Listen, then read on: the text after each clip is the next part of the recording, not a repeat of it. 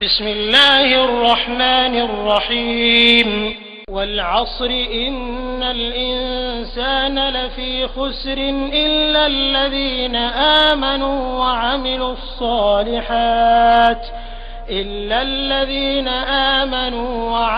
الصالحات وتواصوا بالحق وتواصوا بالصبر.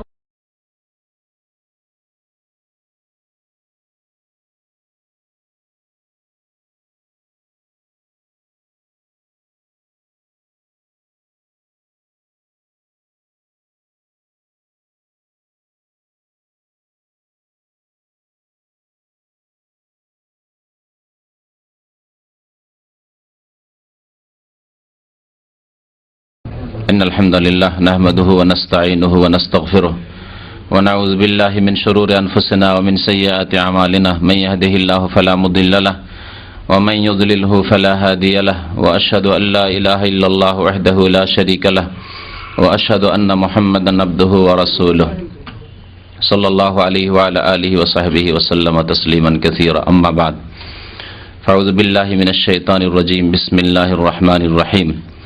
ওমা আতাকুমুর রাসূলু ফাখুযুহু ওমা নাহাকুম আনহু ফান্তাহু। মহান আল্লাহর সমস্ত প্রশংসা, দরুদ ও সালাম নাযিল হোক প্রিয় নবী মুহাম্মদ সাল্লাল্লাহু আলাইহি সাল্লামের প্রতি, যার আনুগত্য করা আল্লাহ পাকেরই আনুগত্য করা। যেমন আল্লাহ পাক কোরআনুল কারীমে ইরশাদ করেছেন, ওমা ইউতিইর রাসূলা ফাকাদ আতা আল্লাহ। যারা রাসূলুল্লাহ সাল্লাল্লাহু আলাইহি সাল্লামের আনুগত্য করলো, তাকে মানলো, তারা আল্লাহকেই মানলো। আল্লাহুম্মা সাল্লি আলাইহি আল্লাহুম্মা বারিক আলাইহি। আজকের বিষয়বস্তু হচ্ছে মযহাব পরিচিতি। এই মযহাব সম্পর্কে অধিকাংশ মানুষের ভুল ধারণা রয়েছে। এই মযহাবকে সামনে রেখে অনেকেই সহিহ হাদিসকে উপেক্ষা করে, সহিহ হাদিস ছেড়ে দিয়ে, নবী সাল্লাল্লাহু আলাইহি সাল্লামের আদর্শ ছেড়ে দিয়ে অন্য মানুষের কথার অন্ধ অনুকরণ করে। এই বাড়াবাড়ির কারণে মযহাব সম্পর্কে সামান্য পরিচিতি দেওয়া আবশ্যক মনে করছি, যাতে করে যাদের আল্লাহ পাক রব্বুল আলামিন সৎ অন্তর দিয়েছেন তাদেরকে আল্লাহ বুঝার তৌফিক দেবেন এবং তাদেরকে সহিহ হাদিস মোতাবেক আমল করার আল্লাহ পাক তৌফিক দেবেন। আল্লাহ পাকের কাছে এই আশা রাখি, আল্লাহ পাক যেন তার তৌফিক দান করেন। আমার সামনে যে কিতাবটি আছে সেই কিতাবটি হচ্ছে মুখতাসারুল কুদুরি। আমাদের দেশের মানুষরা কুদুরি বলে জানে। এই মুখতাসারুল কুদুরি এই কিতাবটি হানাফি মযহাবের ফিকহের ওপর অত্যন্ত গুরুত্বপূর্ণ কিতাব।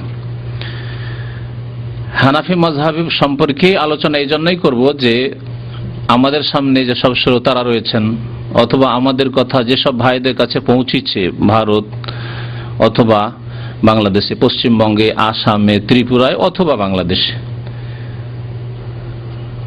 আর না হলে এইসব এলাকার এইসব দেশের প্রবাসী যারা বাইরে আছে তাদের কাছে, কারণ বাংলা ভাষায় আলোচনা। তো তারা যেহেতু অধিকাংশই হানাফি মযহাবের মুকাল্লিদ, হানাফি মযহাবের অন্ধ অনুসারী, সুতরাং হানাফি মযহাবের কিতাব থেকে মযহাব পরিচিতি আপনাদের সামনে পেশ করব। যদি আমাদের সামনে শাফিঈরা হইতো তো সেই মযহাবের পরিচিতি পেশ করতাম, কিন্তু শাফি মযহাবের পরিচয় বিস্তারিত দেওয়ার কোনো প্রয়োজন নেই। এতটুকু জানা যথেষ্ট যে আল্লাহ পাক রব্বুল আলামিন কোরআনুল কারীম নাযিল করেছেন এবং রাসূলুল্লাহ সাল্লাল্লাহু আলাইহি ওয়াসাল্লামকে প্রেরণ করেছেন, তার আনুগত্য, তার অনুসরণ ফরজ করেছেন।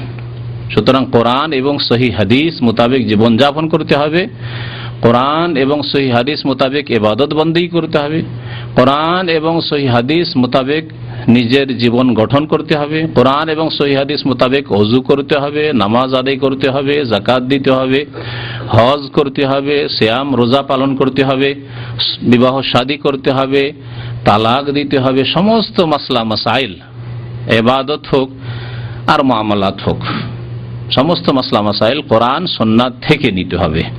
যেসব আলেমগণ কোরআন সুন্নাহর আলোকে বলবেন তাদের কথা নিতে হবে। কোরআন সুন্নাহ বিরোধী বা কোরআন সুন্নাহর বিপরীত দুর্বল হাদিসের ওপর নির্ভরশীল কোনো মাযহাব, কোনো ফতোয়া, কোনো মাসলা যদি আমরা জানতে পারি তাহলে আমরা ছেড়ে দেবো, এটি আমাদের জন্য ফরজ, যদি জানতে পারি। আর যদি কেউ না জানে সেই ব্যক্তি আল্লাহ পাকের কাছে মাযুর যে আমি জানতাম না। কিন্তু জেনে নেওয়ার পরে কোনো মানুষের জন্য জায়েজ নয় যে অন্ধভাবে কোনো দুর্বল কথা মানবে, ভিত্তিহীন কথা মানবে, কোরআন অথবা সহিহ হাদিসের খেলাফ বিপরীত কোনো আমল করবে বা বিশ্বাস রাখবে। তো এই কদুরি কিতাবটি হানাফি মাযহাবের অত্যন্ত পুরাতন ফিকহের কিতাব এবং গুরুত্বপূর্ণ এদিক দিয়েও যে হানাফি মাযহাবের সবচাইতে মশহুর প্রসিদ্ধ কিতাব ফিকহের হচ্ছে কি, সবচাইতে বড় কিতাব হিদায়া, সবচাইতে বড় কিতাব এবং প্রসিদ্ধ কিতাব হচ্ছে হিদায়া। এই হিদায়ার মূল অর্থাৎ মতন মানে আসল মাসলাটি, যার ব্যাখ্যা হচ্ছে হিদায়া, আসল মাসলা হচ্ছে কদুরি। আর অল্প কিছু হয়তো ইমাম মুহাম্মদ রহমতুল্লাহ আলাইহির কিতাব থেকে সামান্য কিছু নেওয়া হয়েছে। হিদায়ার আসল যে মাসলা মাসাইলের বিষয়গুলি মাতান, সেটি হচ্ছে এই মুখতাসারুল কদুরি, এই কদুরি কিতাবটি যে বাংলায় তরজমা করা আছে। আসল মাতান হচ্ছে এইটুকু হচ্ছে আরবি কদুরি। তো এই কদুরি হচ্ছে সংক্ষিপ্ত ফিকহের কিতাব হানাফি মাযহাবের উপর। এই কদুরি কিতাব কখন লেখা হয়েছে এ সম্পর্কে খুব সংক্ষেপে জানাই। কদুরি কিতাব লিখেছেন আবুল হোসেন আহমদ ইবনে মুহাম্মদ ইবনে আহমদ ইবনে জাফর ইবনে হামদাদ আল বাগদাদি আল কুদুরি। কুদুরি বলা হয় ওই লেখককে, যেমন সহিহ বুখারীকে আমরা বুখারী বলছি, আসলে ইমাম বুখারার লোক, ওই রকমই কদুরি। তার জন্ম হচ্ছে 362 হিজরিতে। তার জন্ম, এই কিতাব যে বাংলায় অনুবাদ করেছেন অনুবাদকের লেখা মোতাবেক 362 হিজরিতে বাগদাদে জন্ম হয়। তার ইন্তেকাল হয় 66 বছর বয়সে 428 হিজরিতে। তাহলে তার জামানা হচ্ছে 362 থেকে নিয়ে 428 পর্যন্ত, চতুর্থ শতাব্দীর শেষ দিকে আর পঞ্চম শতাব্দীর শুরুতে, 428 হিজরিতে ইন্তেকাল। এই জামানায় এই কিতাবটি লিখেছেন। নবী করিম সাল্লাল্লাহু আলাইহি সাল্লামের ইন্তেকাল হয়েছে কখন? 10 হিজরি বা 11 হিজরির শুরু, যদি মুহররম থেকে ধরেন তাহলে হচ্ছে রবিউল আউয়ালে, তাহলে 11 হিজরি হয়ে যাচ্ছে। তারপরে 362তে জন্ম, তাহলে 62তে 10 বাদ দিয়ে দেন, কত? নবী সাল্লাল্লাহু আলাইহি সাল্লামের তিরোধানের কত? 352 বছর পরে। ইমাম আবু হানিফা রাহমাতুল্লাহর জন্ম কখন? 80 হিজরিতে। ইন্তেকাল কখন? 150 হিজরিতে। 150 হিজরিতে ইমাম আবু হানিফা রাহমাতুল্লাহ ইন্তেকাল করে গেছেন। তিনি যা বলেছেন বা লিখেছেন 150 হিজরিতে তা শেষ হয়ে গেছে। 150 থেকে নিয়ে 362, এই গ্যাপটা কত বছর বয়সের, কত সময়? 150, 300, হয়তো 150 হয়ে গেল এইদিকে, আর 62, তাহলে 212। ঠিক বলেছেন, 200। ইমাম আবু হানিফা রহমতুল্লাহ আলাইহির ইন্তেকালের 212 বছর পরে জন্ম। একজন লোককে আলেম হইতে কত বছর লাগে? যখন লিখবেন কমপক্ষে, লেখক হওয়ার মতো যোগ্যতা 25-30।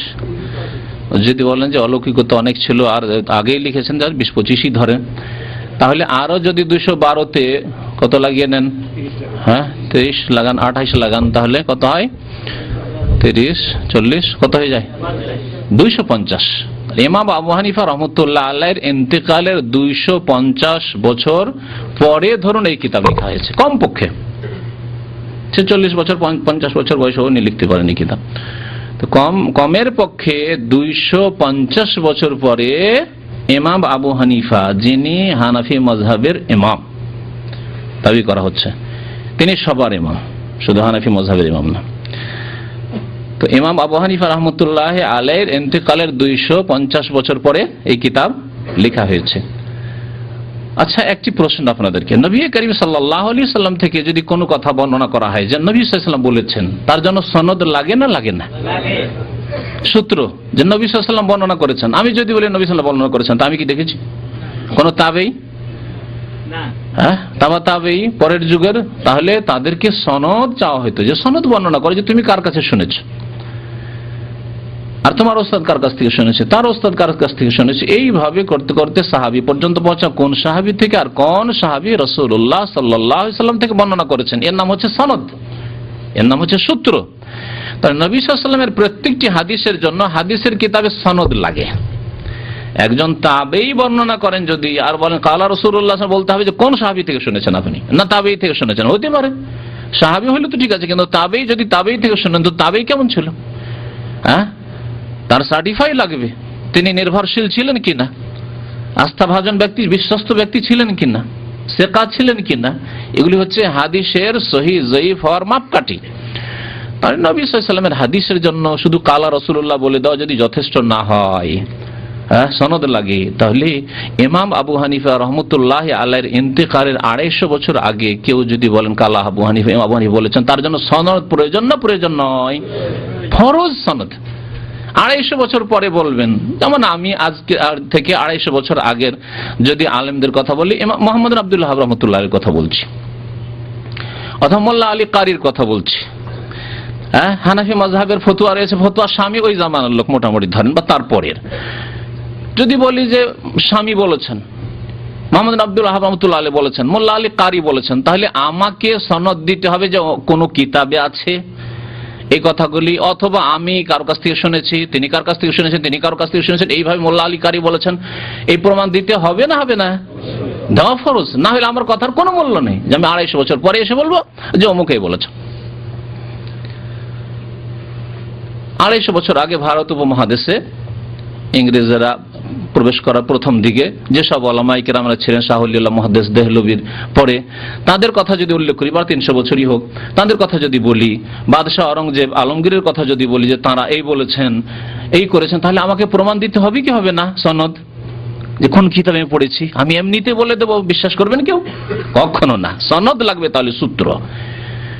রাসূলুল্লাহ সাল্লাল্লাহু আলাইহি ওয়াসাল্লামের হাদিসের জন্য যখন সনদ লাগে, অন্য লোকের কথা যদি সত্য প্রমাণ করতে হয় তাহলে সনদ দিতে হবে।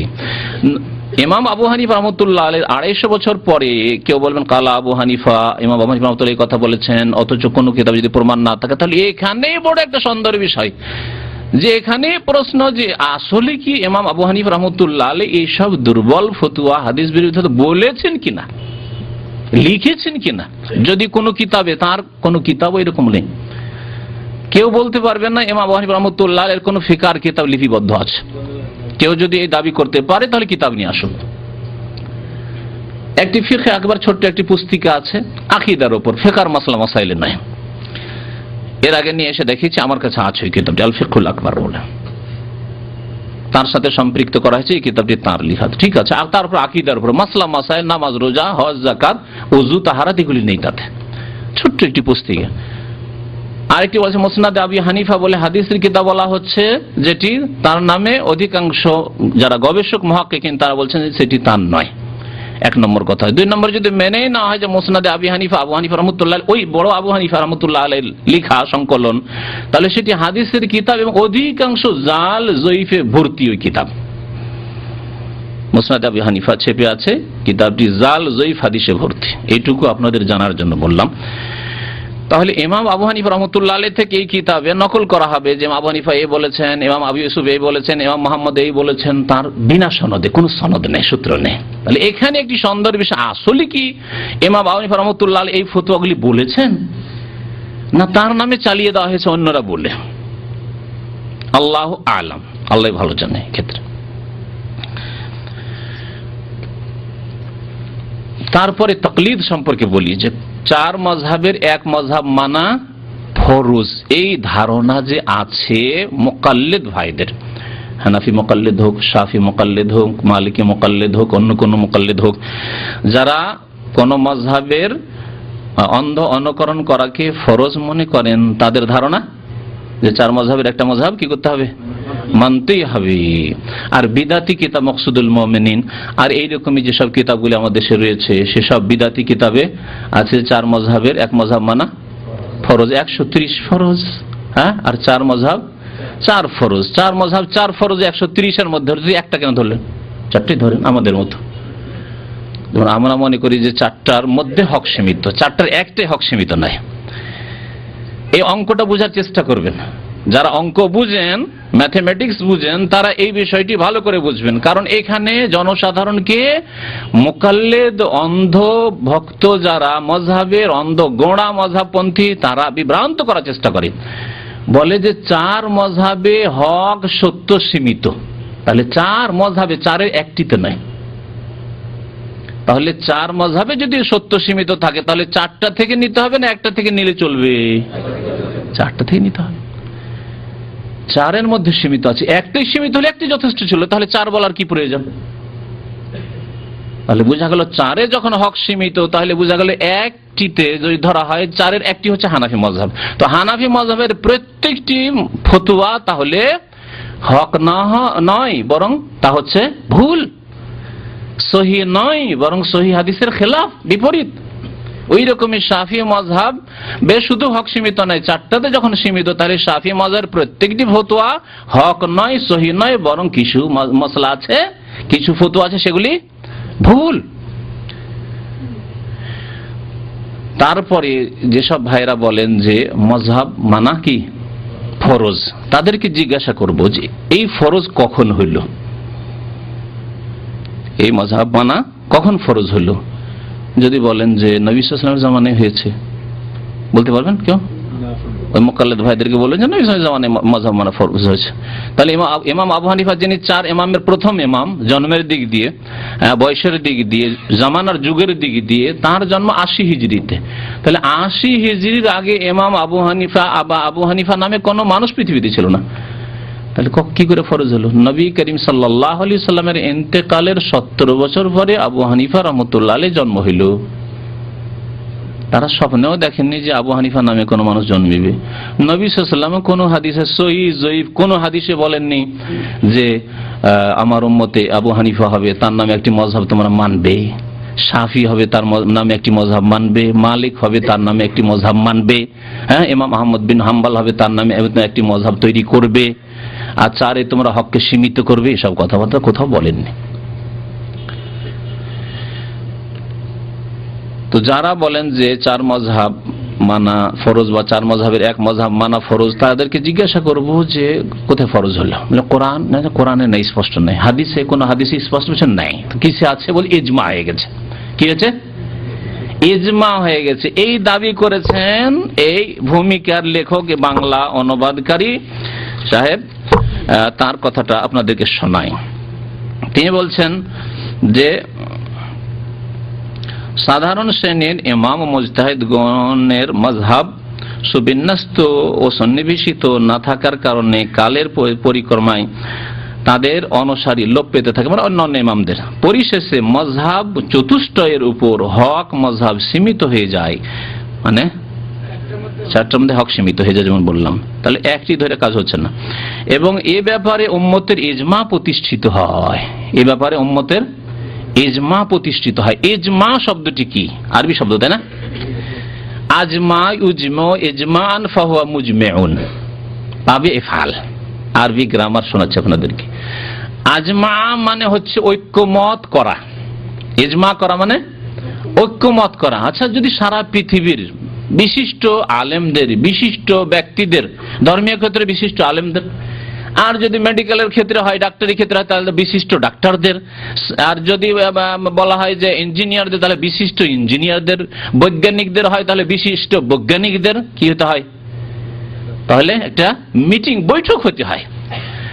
তাহলে চার মযহাবের উপর যদি ইজমা হয়ে থাকে, তো এই মিটিংটি, এই বৈঠকটি কোন দেশের কোন শহরে হয়েছিল আর কোন সালে হয়েছিল? এই ইতিহাস 1400 বছরের ইতিহাসে কেউ প্রমাণ দিতে পারবে? কোনো প্রমাণ নেই। সারা পৃথিবীর ওলামায়ে কেরাম, বিশিষ্ট ওলামায়ে কেরাম কোন জায়গায় মিটিং করেছেন আর পাশ করেছেন ইজমা, আজমা ইজমা ইজমান, ইজমা করে ফেলেছেন যে আমরা ইজমা করলাম যে এখন চার মযহাবের এক মযহাব মানা ফরজ, এমন কোন মিটিং, বৈঠক, অনুষ্ঠান হয়নি। তাহলে এই দাবি হচ্ছে মুখের দাবি, দলিলবিহীন মিথ্যা দাবি। আল্লাহ পাক রব্বুল আলামিন এইরকম যারা ধর্মের ক্ষেত্রে মিথ্যা বলেছে তাদেরকে আল্লাহ পাক রব্বুল আলামিন কি করবেন? যারা মারা গেছে আল্লাহ পাক ভালো জানেন, আর যারা বেঁচে আছে আল্লাহ পাককে বলবে, আল্লাহ পাক তুমি তাদেরকে তুমি হিদায়াত করো। যারা বলে চার মযহাবের এক মযহাবে মানার উপর, ফরজ হওয়ার উপর ইজমা হয়ে গেছে, যদি তারা বেঁচে থাকে আল্লাহ পাক তাদেরকে যেন হিদায়াত দান করেন। তো এই প্রশ্ন তাদের কাছে রাখবেন যে মুকাল্লিদরা বলবে চার মাযহাবের এক মাযহাব মানা ফরজ, তাদেরকে জিজ্ঞাসা করবেন যে ফরজ কে করলো? ফরজ ইমাম ইবনুল কাইয়িম রাহমাতুল্লাহি আলাইহি বলেছেন যে ফরজকারী একমাত্র আল্লাহ পাক রব্বুল আলামিন, অথবা তার রাসূল সাল্লাল্লাহু আলাইহি সাল্লাম যার কাছে ওহী হয়েছে। কোরআনে আসেনি কিন্তু ওহী হয়েছে, ওহী গায়র মাতলু, তখন হাদিসে বলেছেন, উম্মতকে বলেছেন যে দেখো তোমাদের উপর মাযহাব মানা ফরজ। এছাড়া কারো কোনো কিছু ফরজ ওয়াজিব এমনকি সুন্নত করারও ইখতিয়ার অধিকার নেই। ফরজ হওয়া তো দূরের কথা, তাহলে সুন্নতও আমরা নামিয়ে নিয়ে এসে প্রমাণ করতে পারবো না। মুকাল্লিদ ভাইরা, মুকাল্লিদ আলেমরা যদি এই চেষ্টা করে যে কমপক্ষে সুন্নত সাব্যস্ত করব, যে মাযহাব মানা সুন্নত নবী সাল্লাল্লাহু আলাইহি ওয়াসাল্লামের, তারপরেও হাদিসে দেখাইতে হবে। আল্লাহ পাক যেন বুঝার তৌফিক দান করেন। এখন আসেন যে এই মাযহাব পরিচিতিতে আপনি জানবেন যে মাযহাবী কিতাবে, ফিকহার কিতাবে আছে কি, ফিকহার কিতাবের অর্থ কি, এটাও বোঝা জরুরি, কারণ অনেকেই বুঝেন না। কোরআনুল কারীম যদি বলা হয় কোরআনুল কারীম মানে কি, কি বলবেন? আল্লাহ পাক রব্বুল আলামিনের কিতাব, আল্লাহ পাকের কালাম। আল্লাহ পাক কোরআনে কারীমে যা কিছু বলেছেন তার বাণী কালামুল্লাহ। কোরআনে কারীমের শব্দ, ভাব, অর্থ সবকিছুই আল্লাহ পাক রব্বুল আলামিনের। নবী সাল্লাল্লাহু আলাইহি ওয়াসাল্লাম হাদিস, নবী সাল্লাল্লাহু আলাইহি ওয়াসাল্লামের হাদিস যদি বলা হয় হাদিস কি, কি বলবেন? নবী করিম সাল্লাল্লাহু আলাইহি ওয়াসাল্লামের বচন, কর্ম, অনুমোদন, অথবা নবী সাল্লাল্লাহু আলাইহি ওয়াসাল্লামের চরিত্র, অথবা নবী সাল্লাল্লাহু আলাইহি ওয়াসাল্লামের রূপ গঠন, এই সবগুলি হাদিস, সবগুলি হাদিস। নবী করিম সাল্লাল্লাহু আলাইহি ওয়াসাল্লাম থেকে সহিহ সূত্রে, বিশুদ্ধ সূত্রে যা প্রমাণিত তার নাম হচ্ছে হাদিস। কোরআনে কারীমে যেগুলি নেই। নবী করিম সাল্লাল্লাহু আলাইহি ওয়াসাল্লাম কি বলেছেন? যে এই দুটো বস্তুকে মজবুত করে ধরে থাকলে পথভ্রষ্ট হবে না। তার আগে আল্লাহ পাক কি বলেছেন? আমা আতাকুমুর রাসূলু ফাখুযুহু। শুরুতে আমি আয়াত পাঠ করেছি, তোমাদেরকে রাসূলুল্লাহ সাল্লাল্লাহু আলাইহি ওয়াসাল্লাম যা দিয়েছেন, ফাখুযুহু তা ধরে নাও, তা নিয়ে নাও, গ্রহণ করো। ওমা নাহাকুম আনহু ফান্তাহু, যা দেননি, যা থেকে নিষেধ করেছেন তা থেকে বেঁচে থাকো। নতুন রাস্তা থেকে সতর্ক সাবধান করেছেন, তোমরা বেঁচে থাকো। আর যা দিয়েছেন কোরআন এবং হাদিস দিয়েছেন, ফাখুযুহু তা গ্রহণ করো। নবী করিম সাল্লাল্লাহু আলাইহি ওয়াসাল্লামের হাদিসটি আবার পড়ছি, যার সংক্ষিপ্ত অর্থের দিকে ইশারা করলাম। তারাকতু ফিকুম আমরাইন, তোমাদের মাঝে দুইটি বস্তু আমি ছেড়ে যাচ্ছি। লাম তাদিল্লু মা তামাসসাকতুম বিহিমা, অতদিন পথভ্রষ্ট হবে না যতদিন তোমরা তা কি করবে? মজবুত করে ধরে থাকবে। কিতাব আল্লাহ, একটি হচ্ছে আল্লাহর কিতাব কোরআনুল কারীম, আর ওয়াসুন্নতি, আমার সুন্নত, অর্থাৎ নবী সাল্লাল্লাহু আলাইহি ওয়াসাল্লামের হাদিস, যা কিছু নবী সাল্লাল্লাহু আলাইহি ওয়াসাল্লাম থেকে প্রমাণিত। ফিকহার কিতাব তাহলে কোরআন হয়ে গেল, কোরআনের সংজ্ঞা হয়ে গেল, হাদিসের সংজ্ঞা হয়ে গেল। ফিকহ মানে কি? কারণ সাধারণ মানুষ মনে করে ফিকহ মানে মানতে হবে ফরজ, ফিকহার কিতাবে আছে। ফিকহ মানে হচ্ছে, আসলে আমরা এটাকে একটু বিকৃত করে বলি, ফিকহ নয় আসলে ফিকহ, কিন্তু ফিকহ বলতে বাংলা ভাষায় মুশকিল লাগে, সেজন্য আমরা আসান করে দিচ্ছি, যেই মুশকিল সেই আসান করে দিচ্ছি, ফিকহ করে দিচ্ছি। তো ফিকহের কিতাব বা ফিকহার কিতাব আমাদের চলতি ভাষায় মানে হচ্ছে ওলামায়ে কেরামদের মতামত কোরআন এবং হাদিসের আলোকে, ইজতিহাদ, তাদের চেষ্টা, তাদের মেহনত, যে কোরআন হাদিসের আলোকে এই মাসলার এই উত্তর হইতে পারে। তাহলে ফিকহ মানে মানুষের আকওয়ালুর রিজাল, না কাল আল্লাহ না কাল রাসূল, আল্লাহর কথারও নাম নাই, আল্লাহর কথার নাম কোরআনুল কারীম, না রাসূলুল্লাহ সাল্লাল্লাহু আলাইহি সাল্লামের কথা বা আমল, বরং তাতে উলামায়ে কেরামদের কথাবার্তা রয়েছে কোরআন এবং হাদিসের আলোকে তারা চেষ্টা করেছেন, যার নাম হচ্ছে শরীয়তে ভাষায় ইজতিহাদ। এবং এই ইজতিহাদ করতে গিয়ে মুজতাহিদ সম্পর্কে নবী করিম সাল্লাল্লাহু আলাইহি ওয়াসাল্লাম বলেছেন, না, মুজতাহিদ দুই রকমই হয়। মুজতাহিদ কখনো কখনো ভুল করে, ভুল হয়ে যায় তার দ্বারা, আর কখনো কখনো ঠিক বলে, ঠিক লিখে, ঠিক উত্তর দেয়। যদি মুজতাহিদের মধ্যে ইজতিহাদের যোগ্যতা থাকে, ওই রকম বড় আলেম, এবং উত্তর দিয়েছেন, ভালো আলো কোরআন হাদিস বুঝছেন, উত্তর দিয়ে ভুল হয়ে গেছে, তারপরেও নবী করিম সাল্লাল্লাহু আলাইহি ওয়াসাল্লাম বলেছেন ভুল হলো কি হবে? এক নেকি পাবে, কারণ সে নিষ্ঠার সাথে, আন্তরিকতার সাথে, ইখলাসের সাথে, ইলমের সাথে মেহনত করেছে। মেহনত করে ফতোয়া দিয়েছিস, জনসাধারণ সমস্যার সমাধান দিয়েছি, কিন্তু আমি সঠিক সিদ্ধান্ত পর্যন্ত পৌঁছিতে পারিনি, ভুল ফতোয়া দিয়েছি। আল্লাহ পাক এক নেকি দেবেন আমার মেহনতের জন্য, যদি ভালো আলেম হয় কেউ। আর যদি সেই মুজতাহিদ ভালো আলেম না হয় তাহলে গুনাহগার হবে, তাহলে গুনাহগার হবে। ভালো আলেম নয়, কোরআন এবং হাদিসের উপর পাণ্ডিত্য নাই, দলিল সম্পর্কে সম্যক জ্ঞান নেই, আর খেয়াল খুশি ফতোয়া দেয় আর ভুল করে, তাহলে গুনাহগার হবে, মনে রাখবেন।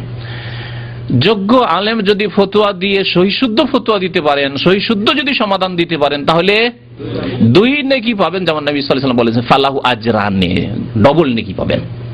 আজরুল ইজতিহাদ, ইজতিহাদ মেহনত করলেন তার 1টি নেকি, আর 1 নেকি হচ্ছে মানে আরেক গুণ নেকি, 1 নেকি মানে 1 নেকি নয়, আরেক গুণ নেকি হচ্ছে যে তিনি যে সঠিক উত্তর দিলেন। তাহলে ফিকহের কিতাবে সঠিক কথাও রয়েছে আর ভুল কথাও রয়েছে।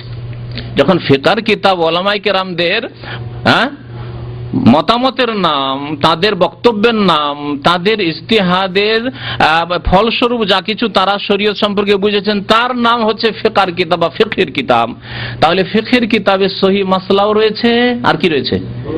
ভুল মাসলাও রয়েছে। যেগুলি সহিহ মাসলা মানে কোরআন সুন্নাহর আলোকে রয়েছে সেগুলির উপর আমরা আমল করব, আর যেগুলির ভুল মাসলা সেগুলি আমাদের জন্য ছেড়ে দেওয়া ফরজ। এর নামই হচ্ছে আল্লাহ এবং রসুলের আনুগত্য করা বিনা কোনো শর্তে, আর অন্য না আলেম ওলামাদের আনুগত্য করা, আইম্মায়ে কেরামের আনুগত্য করা, বড়দের আনুগত্য করা, বুজুর্গানের দিনের কথা মানা শর্ত সাপেক্ষ। যদি কোরআন এবং হাদিসের অনুকূলে হয় তাহলে মানলাম, আর না হইলে ছেড়ে দিলাম। যদি কোরআন এবং হাদিসের বিপরীত হয় তাহলে ছেড়ে দিলাম।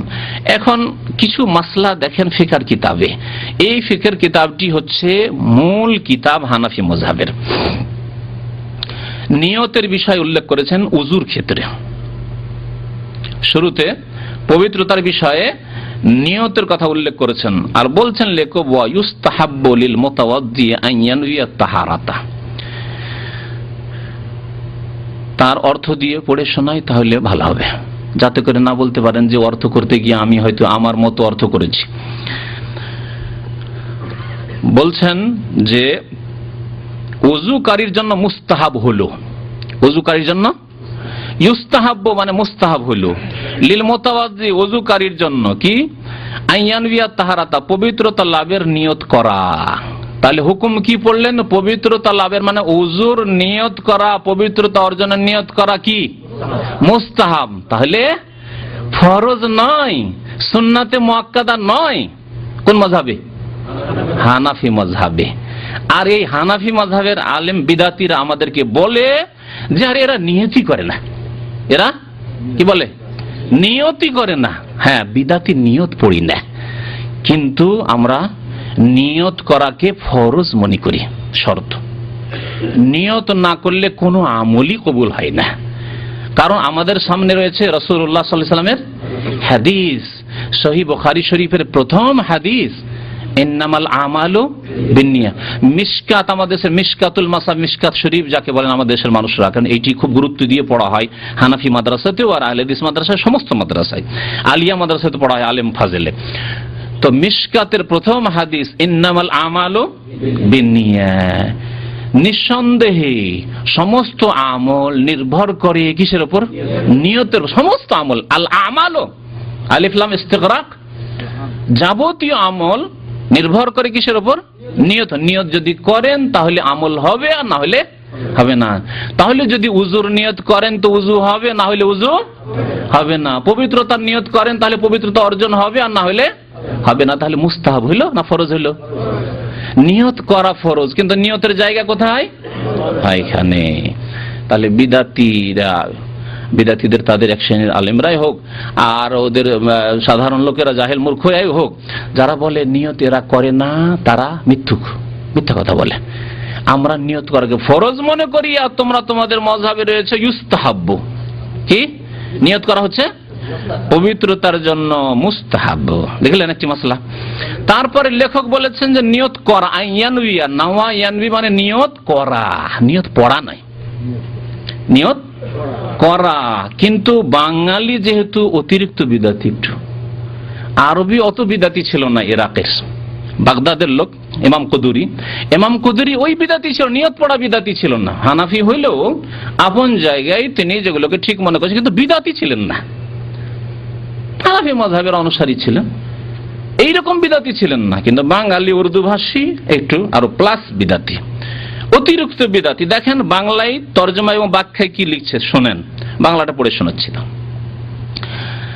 বলছে নিয়তের আবিধানিক অর্থ দৃঢ় ইচ্ছা বা সংকল্প করা। এতদূর পর্যন্ত ঠিক আছে। উল্লেখ্য যে ইচ্ছা বা সংকল্পের স্থান হলো অন্তর, কথা ঠিক। অতএব অন্তরে যে কোনো কাজ করার ইচ্ছা পোষণ করা বা অর্জনের উদ্দেশ্য রাখাই নিয়ত, কথা ঠিক। মুখে উচ্চারণ করা জরুরি নয়, কথা ঠিক না ভুল? কে বলছে ঠিক, কে বলছে ভুল? ভুল, ভুল। কারণ মুখে, ভালো করে শোনেন, মুখে উচ্চারণ করা কি বলছেন উনি, জরুরি নয়। সহি কি? মুখে উচ্চারণ করা জায়েজ নয়, জরুরি নয় বললে তাহলে করতে পারেন। যদি কাউকে বলেন ভাই আমি এয়ারপোর্টে যাচ্ছি কিন্তু আপনার এয়ারপোর্টে যাওয়া জরুরি নয়, তাহলে তার মানে কি? যেতে পারেন, গেলে ভালো, গেলে ভালো, ঠিক না? আর যদি এত রাত ভাই আপনার জন্য এয়ারপোর্টে যাওয়া ঠিক হবে না, সকাল 5টায় ডিউটি আছে, না আপনার জন্য মোটেই জায়েজ না, আপনি যাবেন না, ঠিক না?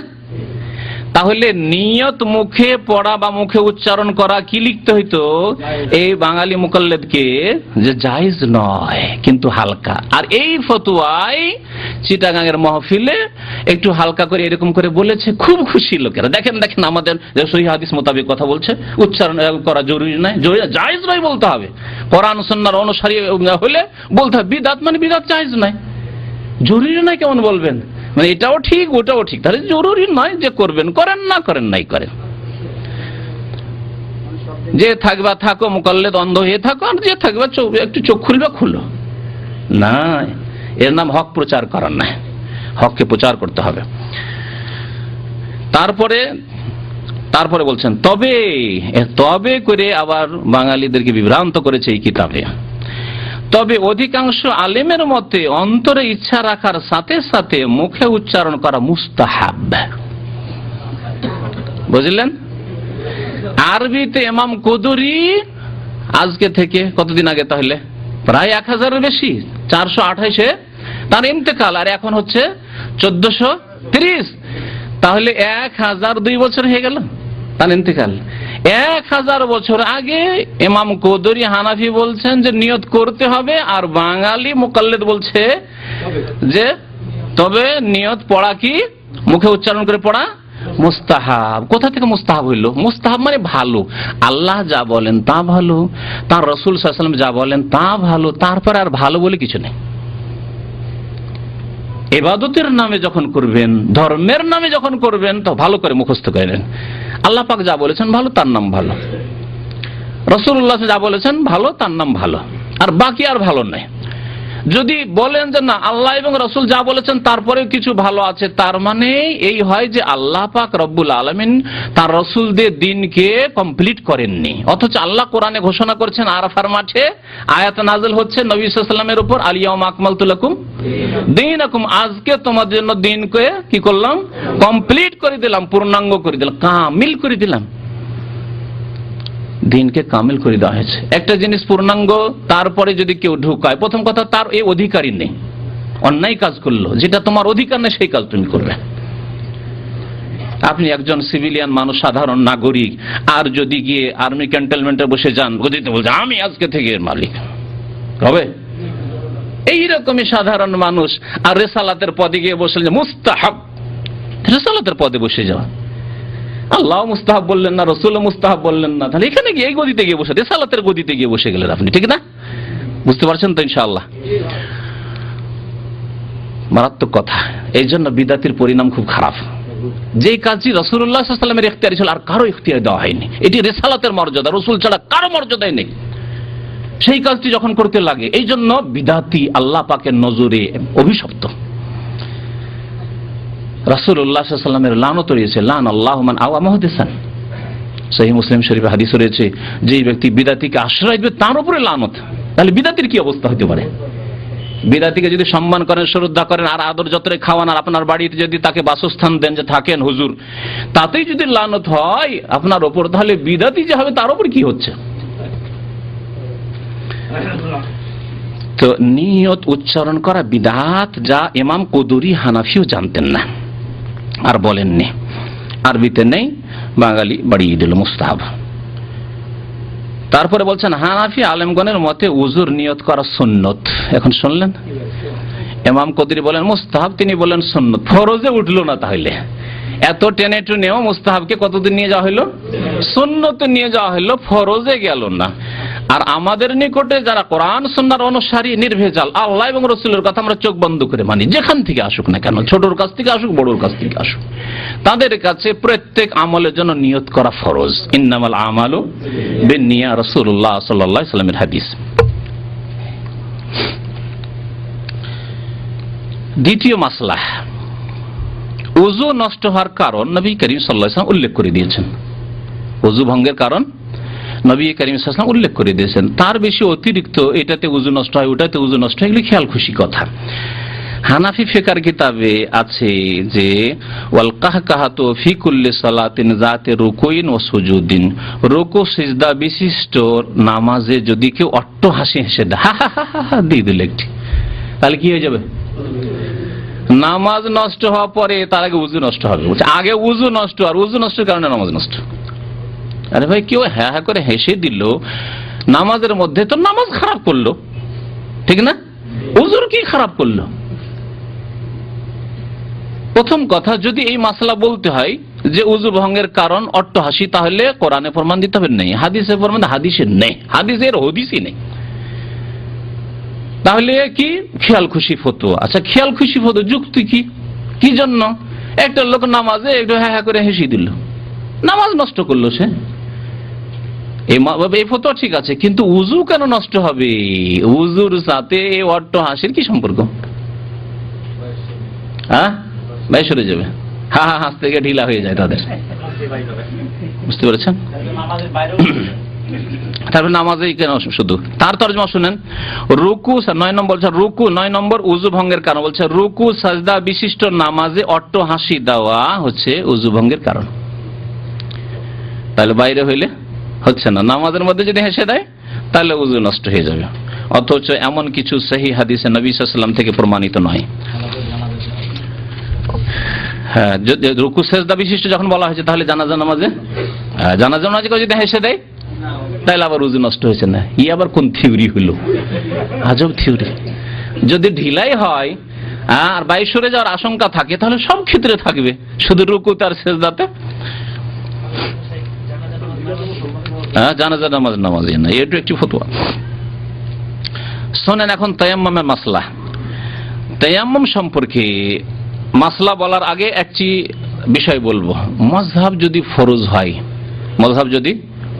তাহলে এই ফরজ পালন মাযহাবের ইমাম সাহেবের ছাত্ররা আগে করবেন না আমরা? তারা প্রমাণ করে দিয়ে যাবেন মাযহাবের সম্পর্কে, যে দেখো মাযহাব এমন ফরজ হয়ে গেছে যে আমরা ইমাম আবু হানিফা রাহমাতুল্লাহর ছাত্র, আমরা ইমাম শাফির ছাত্র, আমরা দেখো মাযহাব এমন করে ফরজ করেছি, একটু সামান্য বিরোধিতা করব না, তাই না? এটা হওয়া উচিত ছিল। তা না করে ইমাম আবু হানিফা রাহমাতুল্লাহ আলাইহির 1 নম্বর ছাত্র জিন্দেগির, যিনি আব্বাসী খেলাফতের আমলে বিশাল রাজত্ব, পূর্ব দিকে ভারতের বর্ডার আফগানিস্তান থেকে শুরু করে একেবারে আপনার চলে যান আফ্রিকার শেষ পর্যন্ত, মরক্কো, আফ্রিকার শেষ পর্যন্ত যে আব্বাসী খেলাফত, এইদিকে বুখারা, সামারকান্দ, আলবেনিয়া পর্যন্ত, এসব এলাকার যে বিশাল রাজত্ব, তার প্রধান বিচারপতি চিফ জাস্টিস কে? আবু ইউসুফ রহমতুল্লাহ আলাইহি, ইমাম আবু হানিফার 1 নম্বর ছাত্র। 2 নম্বর ছাত্র ইমাম মুহাম্মদ রহমতুল্লাহ, 3 নম্বর ছাত্র ইমাম জুফার, 4 নম্বর ছাত্র হাসান বিন জিয়াদ। মনে রাখবেন, এইসব ছাত্ররা, বরং 4 জনের কথা না বলে যদি 2 জনেরই বলি, ইমাম আবু হানিফা রহমতুল্লাহ আলাইহির 2 ছাত্র, ডান হাত আর বাম হাত, ইমাম আবু ইউসুফ এবং ইমাম মুহাম্মদ, ইমাম আবু হানিফা রহমতুল্লাহ আলাইহির সাথে 2/3 মাসলা মাসাইলে বিরোধিতা করেছেন। দুই তৃতীয়াংশ মানে বুঝলেন? তার মানে যদি মনে করেন 300টি ফতোয়া দিয়ে থাকেন ইমাম আবু হানিফা রহমতুল্লাহ আলাইহি, তাহলে ইমাম আবু ইউসুফ এবং মোহাম্মদ কি করেছেন? 200 ফতোয়াতে 200 মাসলাতে ওস্তাদ সাহেবের বিরোধিতা করেছেন। না, আমার ওস্তাদের কথা এটা ঠিক নয়, ওনার ফতোয়া এটা ঠিক নয়, বরং এটা ঠিক, বেশি এটা সহিহ হাদিসের আলোকে ঠিক। এর দ্বারা কি প্রমাণ হয়? যে মাযহাবের তাকলিদ করা ফরজও নয় আর সুন্নতও নয়, বরং কোরআন এবং হাদিসের অনুসরণ করা, আল্লাহ এবং রাসূলের আনুগত্য করা ফরজ, আর প্রয়োজনে বিরোধিতা করা ফরজ। কারণ যখন দেখবেন যে ভুল স্পষ্ট হয়ে গেছে যে এটি ভুল, তাহলে তার বিরোধিতা করে সহিহ হাদিসের উপর আমল করা ফরজ। এখন আপনাকে একটা উদাহরণ দিই, কারণ উদাহরণ দিলে সাধারণ মানুষের জন্য মাসলা মাসাইল বোঝা সহজ হয়। আপনাকে যদি আপনার আম্মা বলে যে বাবা এই কাজটি করো, এই কাজটি করো, আর কাজ ঠিক, কাজটা ঠিক, নাজায়েজ কাজ নয়, হারাম কাজ নয়, আর আপনার শাশুড়ি বা আপনার শ্বশুর বলছে বাবা না, তোমার মা যেটা বলছে সেটা করো না, এইটা করো, কোনটা করবেন আপনি? আম্মা যার পেটে 10 মাস থেকেছেন, ঠিক না? এখন আরেকটি উদাহরণ দিচ্ছি। আপনার আম্মা একটি আদেশ করছেন আর রাসূলুল্লাহ সাল্লাল্লাহু আলাইহি ওয়াসাল্লাম আরেকটি আদেশ করছেন। আপনার আম্মা রাসূলুল্লাহ সাল্লাল্লাহু আলাইহি ওয়াসাল্লামের বিরোধী আদেশ করছেন, উল্টো আদেশ করছেন, কোনটি মানবেন? মায়ের হক বড় না রাসূলের হক বড়? রাসূলুল্লাহ সাল্লাল্লাহু আলাইহি ওয়াসাল্লামের হক বড়, আল্লাহ পাকের পরে সেই হক। সমস্ত মানুষের চাইতে বেশি ভালোবাসতে হবে, সমস্ত মানুষের বেশি তার আনুগত্য করতে হবে, সব ক্ষেত্রে তার আনুগত্য করতে হবে। মায়ের আনুগত্য, মায়ের কথা মানা, বাবার কথা মানা, দেখতে হবে জায়েজ কিনা, জায়েজ হলে মানবো, না জায়েজ হলে না, মানা যাবে না। আপনার মা বলছে বাবা আমি আটরশিকেও ভালোবাসি, বাবা শাহজালালকেও ভালোবাসি, চলো তো বাবা ওরস লাগবে, নিয়ে চলো, যাবেন? হারাম যাওয়া। চলো বাবা ভারতে খাজা আজমেরির কাছে চলো তো বাবা, ওখানে গেলে অনেক কিছু পাওয়া যায়, বাবা তুমি ছুটি আসছো, চলো বাবা, যাবেন?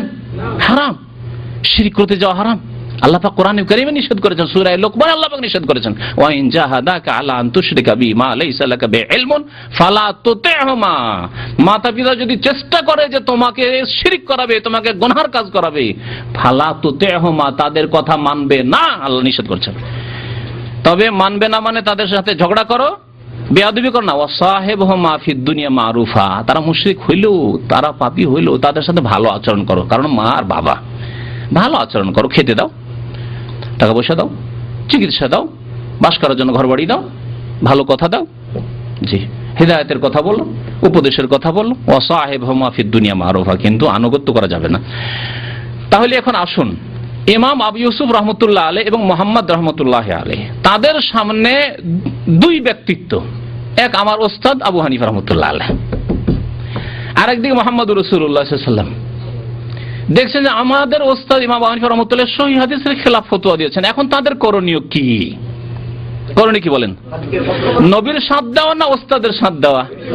কারণ নবী ওস্তাদের ওস্তাদের ওস্তাদের ওস্তাদ, সারা পৃথিবীর যিনি মুআল্লিম আউয়াল রাসূলুল্লাহ সাল্লাল্লাহু আলাইহি ওয়াসাল্লাম, স্পষ্ট তাহলে হক। এই জন্য তারা বিরোধিতা করেছেন। ওই রকমই আপনি নিজেকে ইমাম আবু ইউসুফের জায়গায় রাখেন, আপনি কি করবেন? আপনার সামনে একটি ইমাম আবু হানিফার ফতোয়া আসলো, আর একটি আসলো রাসূলুল্লাহ সাল্লাল্লাহু আলাইহি ওয়াসাল্লামের সহিহ হাদিস আসলো, আপনি কি করবেন? হ্যাঁ, রাসূলুল্লাহ সাল্লাল্লাহু আলাইহি ওয়াসাল্লামের সাথ দেবেন, কারণ তার উম্মত হয়ে কাল কিয়ামতে উঠতে হবে, তার শাফাআতের আশা রাখতে হবে, তার হাউজে কাউসার পেতে হবে। কোথাও ইমাম আবু হানিফা, শাফি, মালিক, আহমদের হাউজে কাউসার হবে না। জি, সবাই নাফসি নাফসি করবেন, সেইদিন নবী করিম সাল্লাল্লাহু আলাইহি ওয়াসাল্লাম উম্মতের খোঁজ নেবেন। সুতরাং তার উম্মত হইতে হলে প্রমাণ করতে হবে যে ইয়া রাসূলুল্লাহ আপনার সাথ দিয়েছিলাম, আপনার সাথ দিয়েছিলাম। আর যারা এর উল্টো করবে তাদের পরিণাম কি হবে তা বুঝতেই পারছেন। এখন শোনেন, তাহলে স্পষ্ট হয়ে গেল যে যদি কোন মাযহাবের তাকলিদ করা, মানে হানাফি হওয়া, শাফি হওয়া, মালিকি হওয়া, হাম্বলি হওয়া, কোন এক মাযহাবের তাকলিদ করা ফরজ হইতো, তাহলে এই ফরজ প্রথম কে আদায় করতেন? ইমাম আবু হানিফা রাহমাতুল্লাহ আলাইহির 1 নম্বর 2 নম্বর ছাত্র আবু ইউসুফ মুহাম্মদ বলতেন যে আমার ওস্তাদ বলে দিয়েছেন তাকলিদ করা ফরজ, সুতরাং বাস ফরজ। ফরজ, চু চেরা নেই। চু চেরা বুঝেন? ফার্সি ভাষা চু মানে কেন, হ্যাঁ, চেরা কি, এসব না। তো এখন মাসলা আসছে তায়াম্মুমের মাসলা। তায়াম্মুমের মাসলা ইমাম আবু হানিফা রাহমাতুল্লাহ আলাইহি এবং মুহাম্মদ রাহিমাতুল্লাহি আলাইহি এই দুইজনের মত হচ্ছে যে তায়াম্মুম করার জন্য মাটি আর বালি শর্ত না, মাটির মতো যা কিছু আছে তা দিয়ে তায়াম্মুম চলবে। যেমন বাংলায় পড়ে শোনাই না, গোবরনাথ তাদের কাছে শোনেন। তায়াম্মুম হলো মাটিতে দুবার হাত মারা। তারপরে বলছেন ইমাম আবু হানিফা ও মুহাম্মদ রাহিমাহুল্লাহ এর মতে মাটি জাতীয় যে কোনো বস্তু দ্বারা তায়াম্মুম জায়েজ। মাটি জাতীয় যে কোনো বস্তু দ্বারা তায়াম্মুম জায়েজ। যেমন কি বলছেন, যেমন মাটি একটা, বালু, পাথর, সুরকি বোঝেন তো, সুরকি, চুনা, হ্যাঁ চুনা, তারপরে হচ্ছে হরিতাল প্রভৃতি ইত্যাদি। সুরমা, এই যে সুরমা চোখে লাগাচ্ছেন, অত জরুরি নয় যে সৌদি আরবে মাটি পাওয়া যায় না, কোথায় মাটি খুঁজে বেড়াবো, পাকা বিল্ডিং এ থাকি, সুরমা আছে ঘরে, সুরমা রাখা আছে, নেন সুরমা, হয়ে গেল তেমন হয়ে গেল হানাফি মাযহাবে, বুঝলেন। দলিল, যেহেতু দলিল বিপরীত, সেই জন্য ইমাম আবু ইউসুফ কি বলছেন শোনেন, পড়ে শোনাচ্ছি। ওয়ায়াজুজু তায়াম্মুম ইনদা আবি হানিফা ওয়া মুহাম্মদ রাহিমাহুল্লাহ তাআলা বিকুল্লি মা কানা মিন জিনসিল আরদ, জমিন থেকে যা কিছু হয় তাতেই তায়াম্মুম চলবে। কাতুরাব, যেমন মাটি, বালি, পাথর ইত্যাদি, চুনা, সুরমা ইত্যাদি। ওয়াকালা আবি ইউসুফ রাহিমাহুল্লাহ তাআলা, ইমাম আবু ইউসুফ রাহমাতুল্লাহ আলাইহি বলছেন লা ইয়াজুজু, জায়েজ নয়। ওস্তাদ বলছেন যে জায়েজ, আর সাগরিদ বলছেন জায়েজ নয়, লা ইয়াজুজ, জায়েজ নয়। ইল্লা বিতুরাব ওয়ার রামাল, মাটি আর বালি ছাড়া অন্য কিছু দিয়ে চলবে না। সুরমা দিয়েও চলবে না, চুনা দিয়েও চলবে না, আর সিমেন্ট দিয়েও চলবে না, গারা দিয়েও চলবে না। হ্যাঁ, তো তারপরে শোনেন আর একটা ফতোয়া আবার, আশা করি মাসলা স্পষ্ট, যে আমাদেরকে কোরআন হাদিস মানতে হবে, এই কথা আমাদের আইম্মায়ে কেরামরা শিখিয়ে দিয়েছেন। ইমাম আবু ইউসুফ শিখিয়েছেন, তার আগে ইমাম আবু হানিফা শিখিয়েছেন। ইমাম আবু হানিফা রাহমাতুল্লাহ আলাইহির জীবনী মাস দুয়েক আগে আমি একটা বক্তব্য রেখেছি মঙ্গলবারে, যেসব ভাইরা শোনেননি শুনবেন সিডিতে, অডিওতে। তাতে ইমাম আবু হানিফা রাহমাতুল্লাহ আলাইহির সুন্দর সুন্দর উক্তিগুলি কোরআন এবং সুন্নাহকে আঁকড়ে ধরার ক্ষেত্রে, এজা সাহহাল হাদিস ওয়া মাযহাবি, সহিহ হাদিসটাই হচ্ছে আমার মাযহাব, যেখানে সহিহ হাদিস পাবে সেটাই নেবে। অতক্ষণ পর্যন্ত তোমাদের জন্য ফতোয়া দেওয়া জায়েজ নয় আমাদের কথার উপর ভিত্তি করে, যতক্ষণ পর্যন্ত না জানবে যে কোথা থেকে আমরা বলেছি, কোন হাদিসের ভিত্তিতে, কোন দলিলের ভিত্তিতে। অন্ধ হয়ে ফতোয়া দিবে না যে কাল আবু হানিফা আপনি বলেছেন হয়ে গেল, ফতোয়া দেওয়া হয়ে গেল। আর মুকাল্লিদ ভাইদের ফতোয়া এরকমই, মাসিক মদিনা পড়ে দেখেন, ফতোয়াতে কোন হাদিসের নাম লেখা আছে, যে অমুক হাদিসের দলিল আছে লেখা আছে, বা হেদায়েত আছে, এটা বেকায়েত আছে, না ফতোয়া স্বামীতে আছে, না ফতোয়া আলমগিরিতে আছে, হ্যাঁ, বা জাজিয়াতে আছে, কাজী খানে আছে, হ্যাঁ হয়ে গেল বাস। মানুষের কথা তাদের কাছে দলিল হয়ে গেছে। কোরআন সুন্নাহর আলোকে দলিল একমাত্র আল্লাহ পাকের কথা, আর মানুষের মধ্যে একমাত্র ওই ব্যক্তির কথা যার কাছে আল্লাহ রিসালাত পাঠিয়েছেন, ওয়াহি করেছেন, মুহাম্মদ সাল্লাল্লাহু আলাইহি ওয়াসাল্লাম, তার কথা একমাত্র দলিল, ব্যাস। তারপরে লেখক বলছেন তায়াম্মুম আর উযু, আপনারা জানেন যে উযুর বিকল্প কি, উযু করতে পারছেন না, তখন আপনি আশ্রয় নেবেন কার, তায়াম্মুমের। তাহলে দুটোর হুকুম একই হওয়া উচিত না, কিন্তু না। হানাফি ফিকাতে ইমাম কুদরি বলছেন ওয়ান নিয়াতু ফারযুন ফি তায়াম্মুমি ওয়া মুস্তাহাব্বাতুন ফিল উযুই, বলছে যে তায়াম্মুমে নিয়ত করা ফরজ আর উযুতে মুস্তাহাব। আরে ভাই, এই পার্থক্য কি, কোন যুক্তিতে? আল্লাহু আ'লাম।